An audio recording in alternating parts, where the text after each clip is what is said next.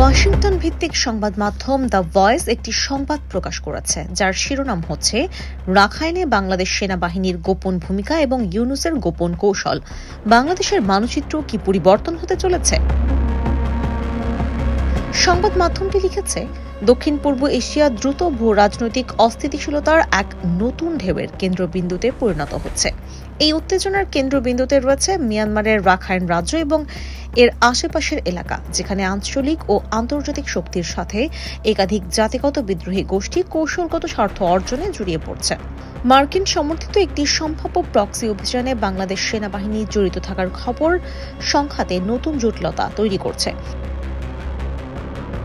নির্ভরযোগ্য সূত্রের বরাত দিয়ে দ্য ভয়েস লিখেছে, বাংলাদেশ সেনাবাহিনী কক্সবাজার এবং টেকনাফে ব্যাপক সামরিক অবকাঠামো নির্মাণ করছে।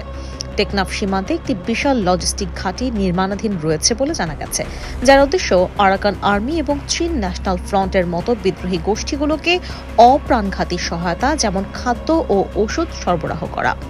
একই সাথে কক্সবাজার বিমানবন্দরের সম্প্রসারণ কাজ প্রায় শেষের দিকে। জানা গেছে, এটিকে একটি ড্রোন ঘাঁটিতে রূপান্তরিত করা হচ্ছে, যেখানে মার্কিন প্রযুক্তিগত সহায়তায় উন্নত তুর্কি নির্মিত ড্রোন মোতায়েন করা হবে। রাখাইন অঞ্চলে নজরদারি এবং গোয়েন্দা তথ্য সংগ্রহের ক্ষেত্রে এই স্থাপনাটি গুরুত্বপূর্ণ ভূমিকা পালন করবে বলে আশা করা হচ্ছে। বাংলাদেশে আরাকান ও চীন বিদ্রোহীদের উপস্থিতি এবং মার্কিন সম্পৃক্ততা নিয়ে প্রতিবেদনে বলা হয়েছে, আরাকান আর্মি এবং সিএনএফ এর প্রতিনিধিরা বর্তমানে ঢাকায় রয়েছেন, যেখানে তারা ঊর্ধ্বতন মার্কিন কূটনীতিক এবং সামরিক কর্মকর্তাদের সাথে গোপন বৈঠক করেছেন। জড়িতদের মধ্যে রয়েছেন chargé d'affaires Susan Stevenson এবং দক্ষিণ ও পূর্ব এশিয়া বিষয়ক দুই সহকারী পররাষ্ট্রমন্ত্রী। এই বৈঠকগুলোর প্রাথমিক উদ্দেশ্য হল মিয়ানমারের সামরিক জান্তার বিরুদ্ধে একটি কার্যকর মিলিশিয়া ভিত্তিক যুদ্ধ কৌশল তৈরি করা, যেখানে বাংলাদেশ একটি গুরুত্বপূর্ণ লজিস্টিক এবং গোয়েন্দা কেন্দ্র হিসেবে কাজ করবে।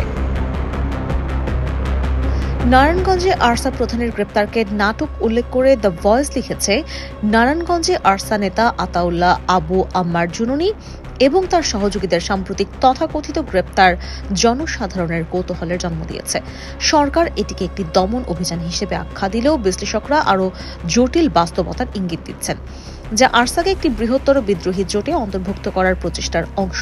বিদ্যমান আদর্শিক বিভাজন সত্ত্বেও রোহিঙ্গা সশস্ত্র উপদলগুলির মধ্যে একটি সামরিক জোট গঠনের প্রচেষ্টা চলছে বলে মনে করা হচ্ছে।